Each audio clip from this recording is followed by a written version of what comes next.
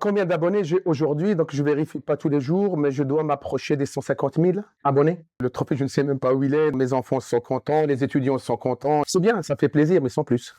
C'est les étudiants qui sont à l'origine de la chaîne, hein. Je précise bien. Quand je suis arrivé à l'IUT, je suis arrivé en septembre 2015 et j'intervenais en économie, en maths, en comptabilité. Et des étudiants qui avaient des difficultés m'ont demandé si je pouvais faire du soutien. Donc, j'aime bien m'investir. Je proposais du soutien en fin de journée, le soir, à des étudiants. Et des fois, il y a des étudiants qui étaient absents.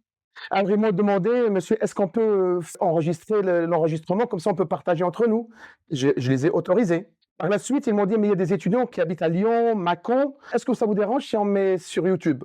Je les ai autorisés. Donc, c'est eux à l'origine qui ont créé la chaîne. Et dès la première vidéo, on a vu que ça a explosé. Et à partir de là, on va faire une deuxième vidéo, troisième. Le confinement est arrivé et là, la chaîne a explosé, on va dire. Et c'est à partir de là que je l'ai prise en main. Je l'ai appelée Économie Gestion Simplement et j'ai commencé à l'enrichir. Je refusais tout ce qui est publicité. Donc, c'était pas monétisé. En 2022 ou 2023, si je me trompe pas, j'ai reçu un mail de YouTube pour me dire que je n'ai plus le choix. Il m'impose la pub. Que je veuille ou pas, il y aura de la publicité. Il est devenu monétisé malgré moi. Mais au début, il n'y avait aucune monétisation. Ça, c'est la véritable histoire. L'intérêt, c'est dans le titre. L'économie Gestion Simplement. Les étudiants, quand on remplace X par des pommes, par des fruits, par des bananes, par des bonbons, ils comprennent. Mais dès qu'on reste dans la théorie, ils ne comprennent pas. Ben, c'est pour ça, la chaîne, en fait, j'essaie d'expliquer le plus simplement possible, comme je m'adressais à des gens qui n'ont jamais fait de comptabilité, jamais de maths, jamais d'économie. Mais quand ils comprennent, c'est à ce moment-là que je mets les formules théoriques, et là, ça devient facile. La vidéo qui a la plus buzzé sur ma chaîne, à mon étonnement, c'est la vidéo où je ne pensais pas qu'elle était la meilleure.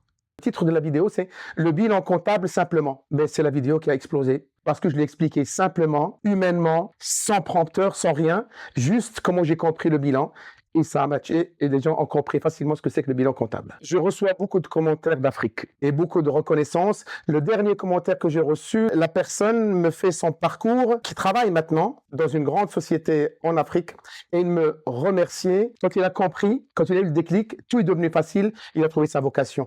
J'ai trouvé ça très gratifiant. C'est le meilleur remerciement qu'on peut me faire. Les commentaires les plus, je dirais, désagréables, pas des jeunes, des étudiants, mais des professionnels. Parce qu'ils me reprochent des fois des erreurs de calcul ou j'utilise mal la calculatrice, alors ils n'ont pas compris en fait l'objectif de la chaîne. C'est qu'en général, j'enregistre mes vidéos en une seule prise avec le risque de commettre des erreurs et je le dis en général.